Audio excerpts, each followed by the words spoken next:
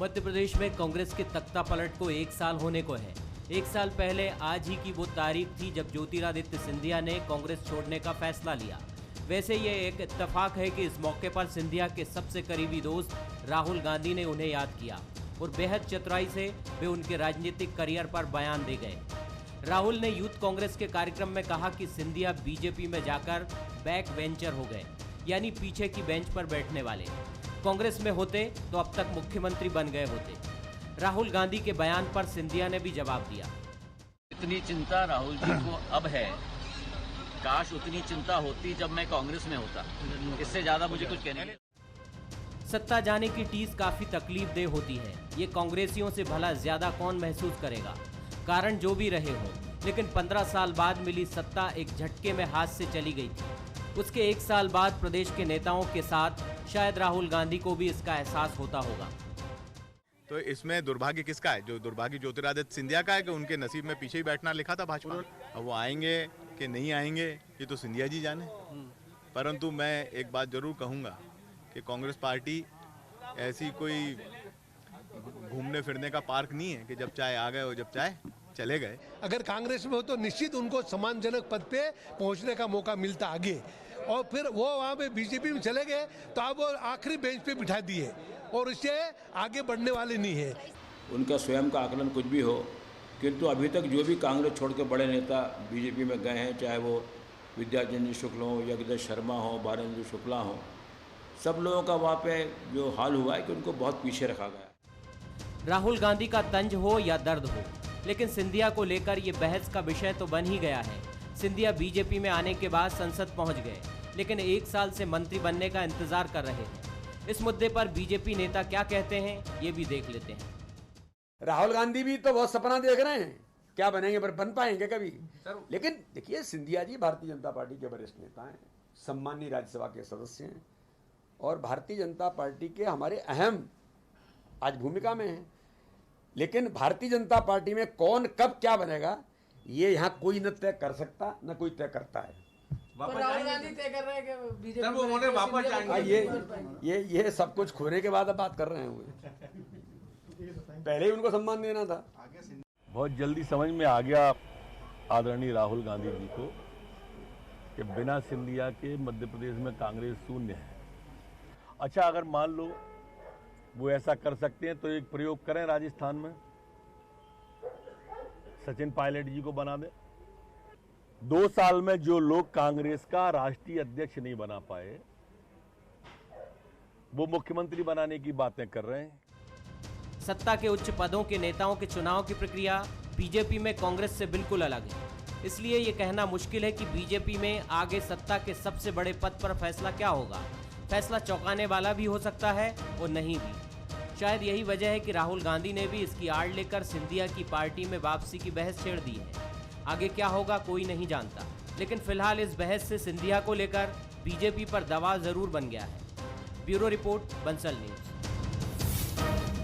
नमस्कार, मैं हूं शरद द्विवेदी और हमारा आज का मुद्दा है युवराज को याद आए महाराज।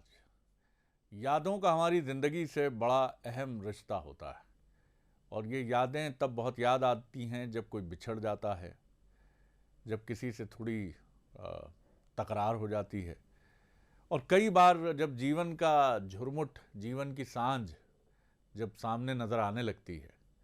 क्योंकि ज़िंदगी के 2 पड़ाव तो आप बेहिचक कह सकते हैं कि वो हमें इतना मसरूफ़ रखते हैं, इतना व्यस्त रखते हैं कि हम यादों की तरफ जा नहीं पाते। मैं ये तो नहीं कहूँगा कि यादें हमें याद नहीं आती, बचपन में और जवानी में।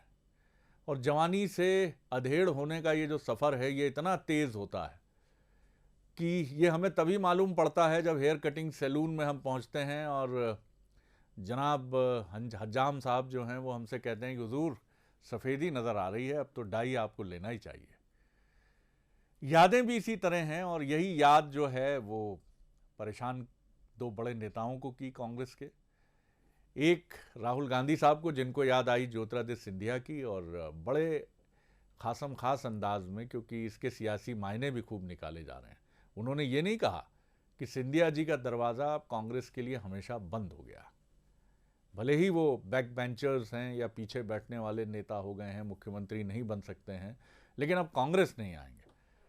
ये कह के उन्होंने एक बड़ा पॉलिटिकल शिगुफा भी छोड़ा है कि मुख्यमंत्री तो वो कांग्रेस में ही बन सकते हैं, उनको आना पड़ेगा। सिंधिया जी ने भी बड़ी नपी तुली संयमित प्रतिक्रिया दी कि पहले संभाल लेते तो ये नौबत ही नहीं आती। अब बीजेपी पर दबाव अधिक आ गया इस सारी चीज़ से, क्योंकि बीजेपी से हिसाब किताब लेने वाले लेंगे ही कि सिंधिया जी कहाँ बैठ रहे हैं, केंद्रीय मंत्री बने कि नहीं बने, आगे उनकी क्या संभावनाएं हैं।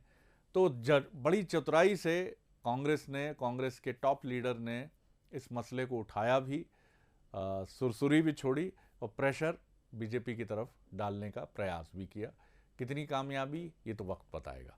आज इसी पर हम बात करेंगे। जो मेहमान हमारे साथ हैं उनसे मुलाकात कर लीजिए। मेरे साथ हैं जबलपुर से वरिष्ठ पत्रकार और राजनीतिक विश्लेषक चैतन्य भट्ट जी, उनका मैं बहुत स्वागत करता हूं। वरिष्ठ कांग्रेस नेता, धीर गंभीर वाणी के धनी, स्वभाव से भी वैसे ही मैं संतनुमा राजनेता तो उनको नहीं कहूँगा, लेकिन ये ज़रूर कहूँगा कि हैं निकट वो उसी राजनीति के, और इसीलिए छले भी जाते हैं कई बार, ऐसा भी कहने वाले उनके लिए कहते हैं। राकेश चतुर्वेदी जी, पूर्व कैबिनेट मंत्री हमारे साथ हैं, उनका भी मैं स्वागत करता हूं। और मोहन सिंह राठौर हैं, वो भी अध्यात्म की धारा से आने वाले एक नेता हैं, लेकिन नेताओं और पत्रकारों को लेकर अब मान्यताएं बड़ी बदलने लगी हैं, इसलिए अगर कुछ अच्छा बोलें तो न पत्रकार के बारे में विश्वास किया जाता है और न नेता के बारे में किया जाता है। तो अब ये परसेप्शन है सर, इसका कुछ नहीं किया जा सकता। मोहन सिंह जी का भी मैं बहुत बहुत स्वागत करता हूं। और पहली टिप्पणी चैतन्य भट्ट जी की लेकर मैं आगे बढ़ूंगा। भट्ट साहब, क्या ये बात बिल्कुल ठीक है कि राहुल गांधी ने बड़ी चतुराई से ये बयान दिया है और इस बयान ने दबाव बीजेपी पर बनाया है, क्योंकि एलिगेशन उनका सिंधिया पर नहीं, एलिगेशन बीजेपी पर है कि हमारे यहाँ होते तो खूब फलते फूलते मुख्यमंत्री बन ही जाते, लेकिन वो वहाँ नहीं बन सकते, और वहाँ तो वो बैक बेंचर्स हो गए हैं, पीछे की सीट पर बैठने वाले नेता हो गए हैं, और मुख्यमंत्री बनना होगा तो लौटना होगा, आएंगे लौट कर आएंगे। मतलब सारा प्रेशर उन्होंने जो है वो बीजेपी पर डाल दिया है, और कोई निगेटिव बात भी नहीं कही है कि सिंधिया जी के लिए रास्ते बंद हैं कांग्रेस में। किस तरह देखते हैं आप इस बयानबाजी को? सर देखिए, करीब 1 साल बाद राहुल गांधी जी को सिंधिया जी की याद आई है, और यह भी बड़ा संयोग है कि एक बड़ा मशहूर गाना था, उस फिल्म का नाम भी था 1 साल, जिसका गाना था तलत महमूद की आवाज़ में, सब कुछ लुटा के होश में आए तो क्या किया। मुझे लगता है कि कांग्रेस सब कुछ लुटा के होश में आती है, पता नहीं क्या स्ट्रेटजी है कांग्रेस की। अरे भाई, आप 15 महीने आपने सरकार चलाई, ज्योतिरादित्य सिंधिया को आपने प्रचार प्रमुख बना के रखा था, निश्चित तौर पे उनका क्लेम सीएम बनने का था, लेकिन ठीक है, चलिए, एक सीनियर आदमी को आपने सीएम बनाया, उसके बाद उनको प्रदेश अध्यक्ष भी नहीं बनाया। प्रदेश अध्यक्ष नहीं बनाया, राज्यसभा की बात आई तो उनको सेकंड कैटेगरी में रखा। 15 महीने का समय बहुत होता है किसी भी हाईकमान के लिए, किसी भी इतने बड़े नेता को एडजस्ट करने के लिए। अगर वो प्रदेश अध्यक्ष बना देते तो निश्चित तौर पर मुझे लगता है कि कांग्रेस की जो टूटन है आज की तारीख में संगठन में, वो बहुत सुदृढ़ हो जाती। निश्चित तौर पे जब 15 महीने तक कोई पद उनको नहीं दिया गया, और इस बीच अगर उन्होंने किसी समस्या के बारे में कहा कि मैं सड़क पे उतर जाऊंगा, तो कमलनाथ जी का जो एरोगेंस था वो ये था कि जाइए आप सड़क पे उतर जाइए। तो ऐसी स्थिति में निश्चित तौर पे कहीं ना कहीं तो किसी ना किसी बड़े नेता को हर्ट होता है, और उसका प्रतिफल ये हुआ कि वो कांग्रेस छोड़ के बीजेपी में चले गए, वापस आपके हाथ से सत्ता निकल गई। अब राहुल गांधी अगर ये कह रहे हैं कि वो बैक बेंचर है, तो इसमें तो कोई संदेह नहीं है कि बीजेपी में जो स्थान उनका है वो एक रीजनल नेता के रूप में बन चुका है, जबकि कांग्रेस में वो एक नेशनल लीडर थे। जिन बड़े बड़े राज्यों के मुख्यमंत्री जहाँ पर कांग्रेस के राज्य थे, वो अगर सिंधिया से मिलने उनके बंगले में जाते थे तो यहाँ उनको शिवराज सिंह जी का इंतजार 40-40 मिनट तक करना पड़ता है। वो भारतीय जनता पार्टी के महापौर के घर में भी जाते हैं, उनके आरएसएस की शाखा जो कार्यक्रम होता है प्रशिक्षण का, उसमें भी जाते हैं। तो कहीं ना कहीं ये बात तो सही है कि जो चीज़ कांग्रेस में थी उनके पास, वो अभी बीजेपी में नहीं आई। आप देखिए कि मंत्री जरूर उनके जो सहयोगी हैं जो कांग्रेस छोड़ के आए थे उनको बना दिया गया है, लेकिन संगठन जो एक भारतीय जनता पार्टी की आत्मा है और जहाँ पे सारे निर्णय होते हैं, जो संगठन सत्ता में पहुँचाता है भारतीय जनता पार्टी को, उसमें जो सिंधिया के समर्थकों को नहीं लिया गया। मुझे लगता है कि शायद ये विश्वास की कमी है, क्योंकि संगठन में क्या रीति नीति का निर्धारण होता है उस से वो शायद सिंधिया जी को अपना विश्वसनीय नहीं मानते, इसलिए मुझे लगता है कि वो नहीं लिया गया। लेकिन ये बात सही है कि राकेश चतुर्वेदी जी हमारे साथ हैं, बीजेपी में जाके उनके साथ भी क्या हुआ, आज उनकी क्या स्थिति है, भागीरथ प्रसाद को भी हमने देखा है और भी दीगर नेताओं को देखा है। तो ये तो अपने हिसाब से एडजस्ट करते हैं और जब काम हो जाता है तो फिर उसको किनारे कर दिया जाता है। आप और डराने लगे सर। मैंने प्रश्न आपसे ये भी पूछा था कि इसमें कोई रणनीति है, आपने और इस प्रश्न को व्यापक कर दिया और आपने ये भी कहा कि बीजेपी पर आरोप भी आपने एक लगा दिया कि साहब वो तो हालांकि मोहन जी मुस्कुरा रहे हैं और बता रहे हैं कि नहीं नहीं हमने सोच विचार कर निर्णय लिया है और हम अपने बेहतर कई उदाहरण है ना शरद जी इसके। जी आश्वस्त हैं। चलिए ये तो एक बड़ा सवाल है और ये वक्त के गर्भ में है कि क्या और किस तरह की परिस्थितियां बनेंगी। लेकिन बड़ा सवाल ये भी है कि राहुल गांधी ने ये नहीं कहा कि सिंधिया जी के लिए दरवाजे अब हमेशा के लिए बंद हो चुके हैं। यह आपने ठीक कहा कि सब कुछ लुटा के होश में आए तो क्या किया, लेकिन ये तो ज़रूर है कि सब कुछ लुटाने के बाद ही जिसको आप कहते हैं रिकंस्ट्रक्शन की एक प्रोसेस भी शुरू होती है। आप जब तक ज़ीरो से सफ़र शुरू नहीं करते हैं वो सफ़र शुरू ही नहीं हो सकता है तरीके से और कायदे से। आज तक कोई भी मुसाफिर मंजिल तक पहुंचा ही नहीं है जिसने ज़ीरो से सफ़र शुरू ना किया हो। आप मिडवे से शुरू नहीं कर सकते। सफ़र तो हो सकता है कई बार कांग्रेस के लिए भी है यही सवाल कि क्या वो अपनी राख से फिर जन्म लेगी फीनिक्स पक्षी की तरह। बड़ा सवाल है, दार्शनिकता में मत उलझिए। राकेश जी आप किस तरह देखते हैं राहुल जी की टिप्पणी को और क्या इसमें राजनीतिक मायने जिसको मैं देखने की कोशिश कर रहा हूं आप भी देख रहे हैं? राहुल जी ने जो टिप्पणी की है वो इनका एक मित्र के प्रति दर्द झलका है।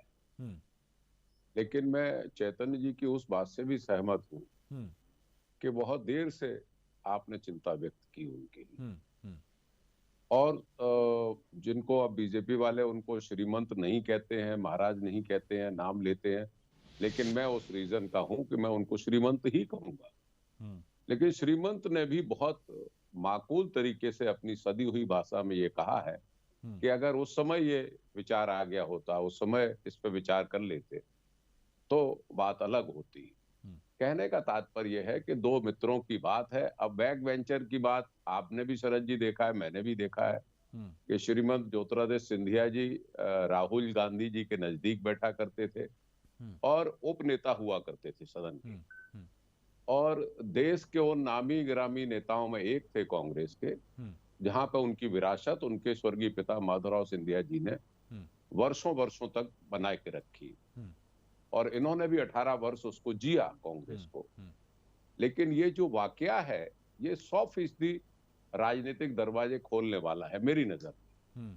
और अगर मैं इसको कटु मानता, भाई मोहन सिंह जी राठौर बैठे हुए हैं, मैं इसको कटु मानता अगर श्रीमंत ये कह देते आज कि नहीं मैं ये कोई बातें मानने को तैयार नहीं हूँ, ये सब व्यर्थ की बात है, मैं कहीं अब वापस जाने वाला नहीं हूँ। लेकिन उन्होंने भी अपनी दोस्ती का वादा निभाया एक तरीके से और बड़े सम्मानजनक तरीके से ये कहा कि ये अगर उस समय चिंता कर लेते आज ये नौबत नहीं होती।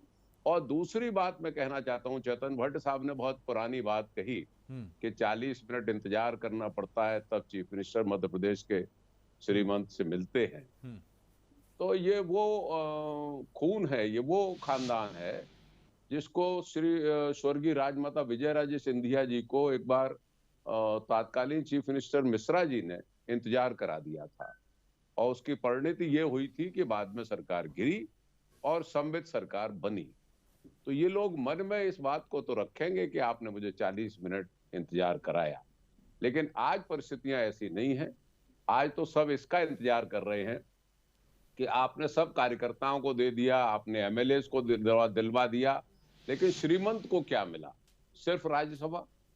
आज 1 वर्ष हो गया इस बात को अटके हुए कि श्रीमंत भी कहीं सुशोभित होंगे।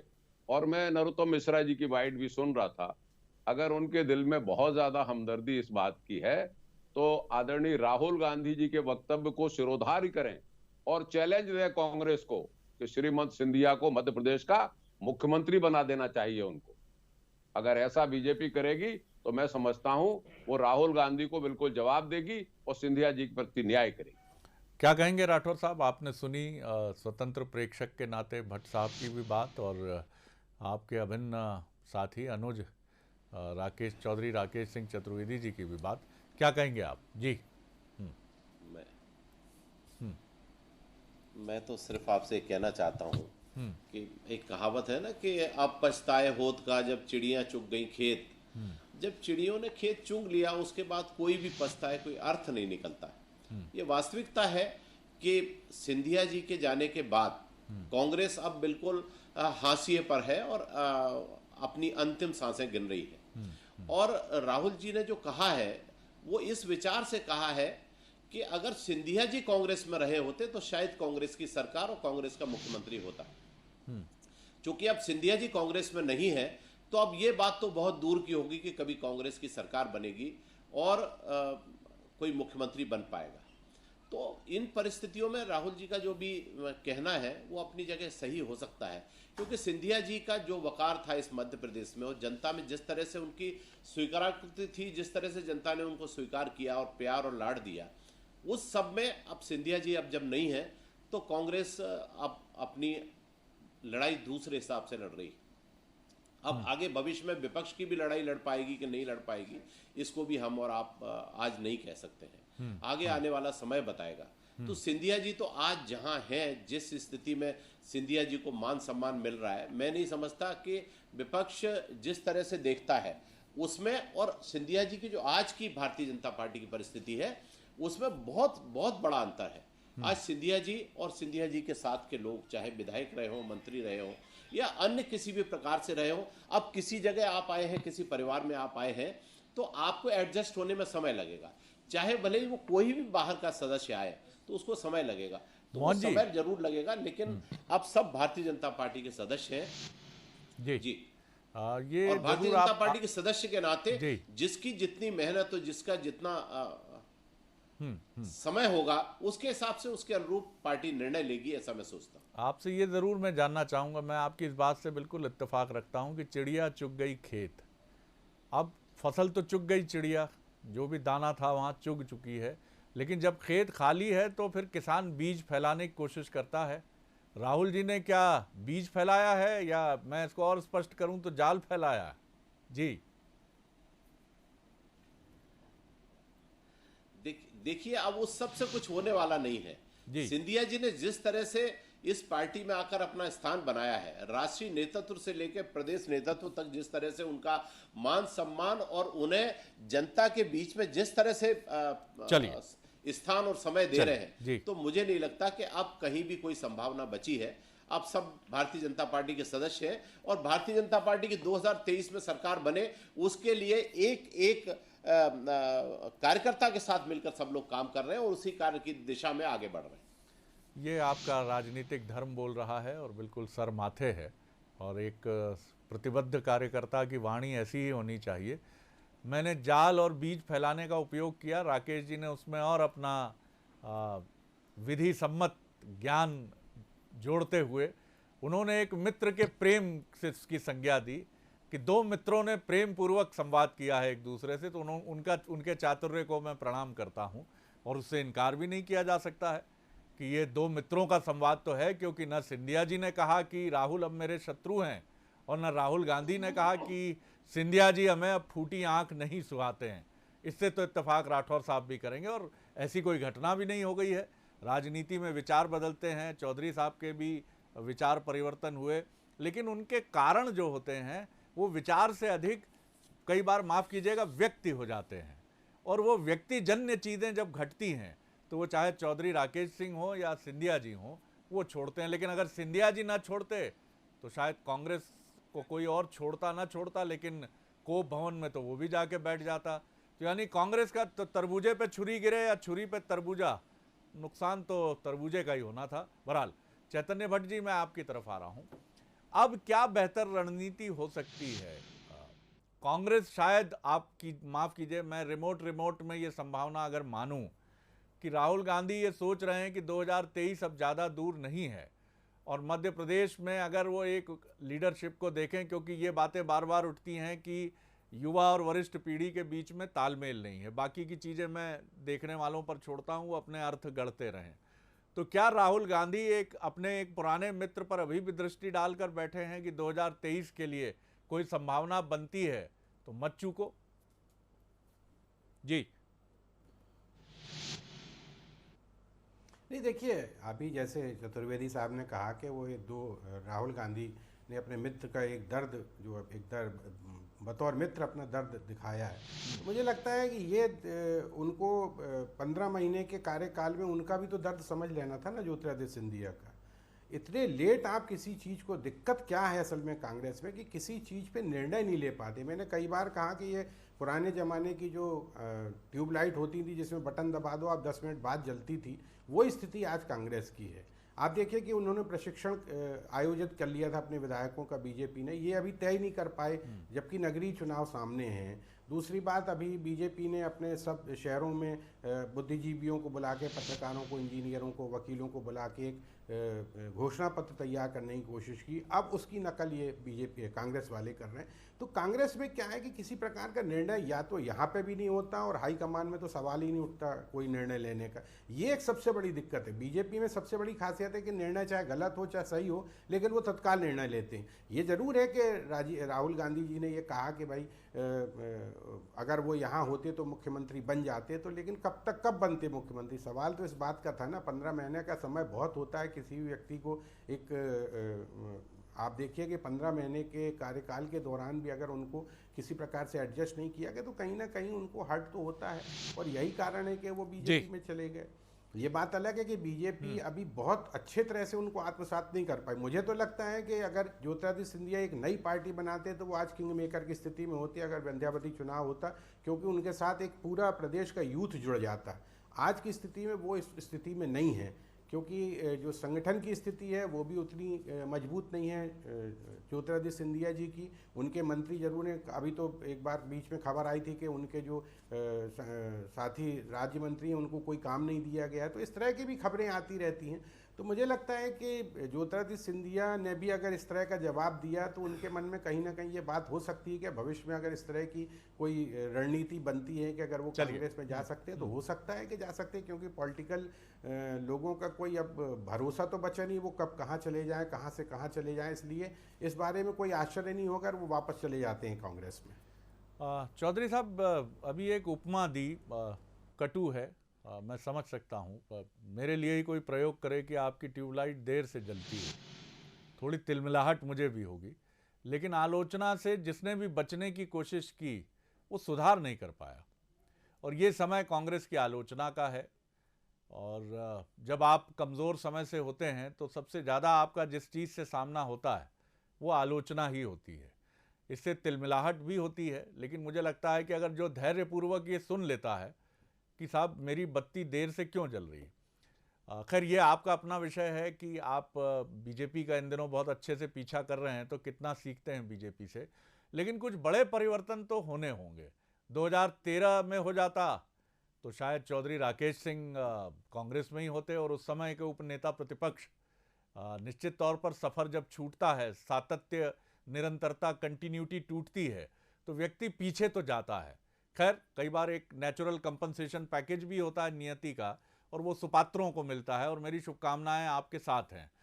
किस तरह आप देखते हैं कि ये बत्ती जल्दी जले, सुपात्रों को आपकी पार्टी यानी कांग्रेस यथोचित सम्मान दे, और जाने से पहले ये तो पूछे कि भैया घर में ही रहो, हमारे साथ रहो, क्या बुराई है, क्या समस्या है? जी, हम शरद भाई जैसे वरिष्ठ पत्रकारों को, चेतन भट्ट जैसे वरिष्ठ पत्रकारों को धन्यवाद देना चाहते हैं कि कांग्रेस को हमेशा सही रास्ता दिखाने के लिए और चैतन्य करने के लिए वक्तव्य देते हैं, जिसको कांग्रेस को सिरोधार्य करना चाहिए और उस पर अमल करना चाहिए।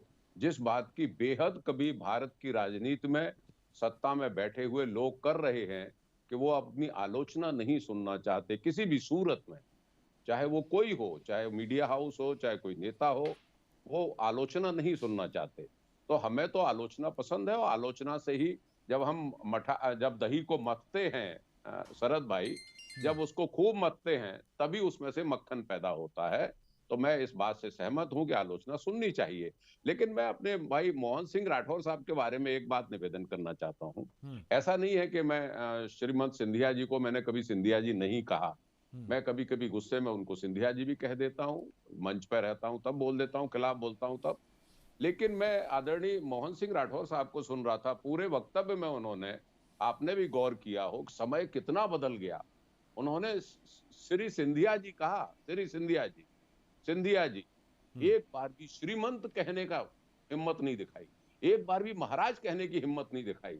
आप देखिए, मैं कह रहा हूं, मैं इस रीजन का एक नागरिक हूं और मैं कह रहा हूं कि जब सिंधिया जी बीजेपी में चले गए, मैं कांग्रेस में हूं, तो सम्मान पूर्वक मैं कहूंगा कि वो श्रीमंत ज्योतिरादित्य सिंधिया है, महाराज हैं। और हमारे नेता ने भी राज्यसभा में ये कहा कि महाराज साहब दिग्विजय सिंह जी, तो इज्जत तो कम से कम हम उनकी करें। हम इतना बदलाव लाएं कि अब उन्हें सिंधिया जी कहने लगे और आप जैसे लोग कहने लगे जिन्हें पूरा जीवन उनके प्रति समर्पित कर दिया है, जो बिल्कुल 100% टंच है उनके साथ। तो ये समय का बदलाव है। एक अलग ही धारा की तरफ ले जाने की चौधरी साहब ने अपने फिर तमाम राजनीतिक परिपक्वता भी कहूँगा मैं उसको, राजनीतिक चातुर्य भी कहूँगा, एक अलग धारा की तरफ तो नहीं कहूँगा, लेकिन उन्होंने एक प्रश्न खड़ा करने की कोशिश की। अब इसका बेहतर उत्तर देने वाले आप ही हैं, सबसे कॉम्पिटेंट उत्तर देने वाले आप ही। क्या कहेंगे आप? और इस समग्र कंक्लूड भी करूँगा आपकी टिप्पणी से मैं। जी राठौर साहब। सर देखिए, चौधरी साहब ने क्या सुना वो मैं नहीं कह सकता हूँ, लेकिन आज भी मैं इस बात को बहुत जिम्मेदारी से महसूस करता हूँ कि स्वर्गीय महाराज माधवराव सिंधिया जी के साथ मैंने अपने जीवन के 18 साल उनके साथ काम सीखा है, पार्टी में काम किया है, और वर्तमान महाराज के साथ भी मैंने 2001 से 2020 तक और आज भी मैं उनके साथ हूँ। तो मेरे मन में कितनी श्रद्धा और कितना उनके साथ खड़े होने का मादा है, ये तो मैंने 10 तारीख को सबसे पहला अगर किसी ने इस्तीफा दिया जिला कांग्रेस अध्यक्ष पद से तो वो मोहन सिंह राठौर थे। आप 100% तो इसलिए मैं उस बात पे ज्यादा कुछ नहीं कहना चाहता, लेकिन ये जरूर कहना चाहता हूं कि कांग्रेस पार्टी में हमेशा आप देखिए, शरद पवार जी से लेके ममता बनर्जी तक और ममता बनर्जी जी से लेके आपका जगन मोहन रेड्डी जी, आप जितने भी हिंदुस्तान में आज अपने पैरों पर जो लोग खड़े हैं या जिन्होंने आज अपनी स्थान बनाया है, वे सारे कद्दावर नेता कभी कांग्रेस के थे। तो आज की परिस्थितियां तो बहुत बदली है। आज कांग्रेस नेतृत्व शून्य हो रही है और भारतीय जनता पार्टी पूरी दुनिया में अपने नेतृत्व को की धाक जमाए हुए है, चाहे भले प्रदेश स्तर पर माननीय शिवराज सिंह जी हो या राष्ट्रीय नेतृत्व हमारा मोदी जी का नेतृत्व हम लोगों को मिला हुआ है। और सिंधिया जी जैसे लोगों को जब कांग्रेस नहीं संभाल पाई तो आज वे भी सब कांग्रेस से छोड़कर भारतीय जनता पार्टी में है, और भारतीय जनता पार्टी अब इतनी शक्तिशाली है कि इस पार्टी को इस स्थिति में अब चलिए तो हम एक एक कदम आगे बढ़कर 2023 की अपनी तैयारी में लगे हैं, और ये जिस तरह से भी सोचे उसके लिए स्वतंत्र है। राजनीति में जो सबसे अहम चीज़ हमें लगती है वो है सम्मान का भाव। वो चाहे चौधरी राकेश सिंह चतुर्वेदी के प्रति उनके वरिष्ठों का हो, उनके कनिष्ठों का हो, या ज्योतिरादित्य सिंधिया जी के प्रति उनके वरिष्ठों का हो और कनिष्ठों का हो। क्योंकि राजनीति में कहा तो महाराज भी जाता है, कहा तो श्रीमंत भी जाता है, लेकिन अंदर के भाव क्या हैं इसका कोई भी आप कह सकते हैं नार्को टेस्ट, माफ़ कीजिएगा शब्द बड़ा हार्ड है, लेकिन भीतर का कोई नार्को टेस्ट हमारे पास है नहीं कि आपके भीतर की भावना क्या है। कृष्ण को भी गोपियाँ बड़े उपालंब के भाव से अलग अलग संबोधनों से संबोधित करती थीं, लेकिन मन में उनके जो भाव होता था वो अद्भुत होता था, जिस पर न कभी कृष्ण ने प्रश्न खड़ा किया, न सूरदास ने, या फिर जितने भी रीतिकालीन कवि हैं उन्होंने कोई भाव इस पर छोड़ा। तो भाव महत्वपूर्ण है, और इसीलिए प्रभु ने कहा भी है कि छल छिद्र कपट मोहि नहीं भावा, और जो सरल है मुझे वही प्राप्त कर सकता है। तो राजनीति और मनुष्यता भी यही है साहब कि चौधरी साहब को जीतना है तो आपको तमाम राजनीतिक जो चीज़ें हैं हटानी पड़ेंगी, और यही सिंधिया जी का सत्य है, यही मोहन सिंह राठौर जी का सत्य है, और यही हम सब का सत्य है। इस सत्य से जब जब राजनीतिक सत्ता परे होती है, विखंडन होता है, विवाद होता है और कटुता उत्पन्न होती है। तो इनसे बचना ये तो सही बात है कि अगर बीजेपी की बत्ती जल्दी जल रही है तो कांग्रेस की भी जलनी चाहिए, और चौधरी साहब उसके लिए बहुत ओपन अप हैं और वो कहते हैं कि हम आलोचना से बिल्कुल नहीं घबराते हैं। और धन्यवाद आप लोगों का कि हम सीख रहे हैं। अगर ये भाव कांग्रेस का है तो निश्चित तौर पर ये एक सकारात्मक भाव है, और ये होना ही चाहिए, क्योंकि जिसने भी ये भाव रखा है वो उत्कर्ष की तरफ ही बढ़ा है। और ये भाव बीजेपी ने भी रखा है और उसने भी अपनी आलोचना को गंभीरता से सुना है। और ये भाव सातत्य रूप से निरंतर न सिर्फ बीजेपी के साथ होना चाहिए बल्कि हर राजनीतिक दल, हर ओहदेदार और हर बड़े संगठन पर बैठे और हम जैसे जो छोटे पत्रकार हैं उनके मन में भी ये भाव होना चाहिए कि वो भी अपनी आलोचना सुनकर भयग्रस्त ना हो जाएं, घबरा ना जाएं। बहुत धन्यवाद चौधरी साहब, धन्यवाद मोहन जी और धन्यवाद चैतन्य भट्ट साहब। बने रहिए बंसल न्यूज़ पर।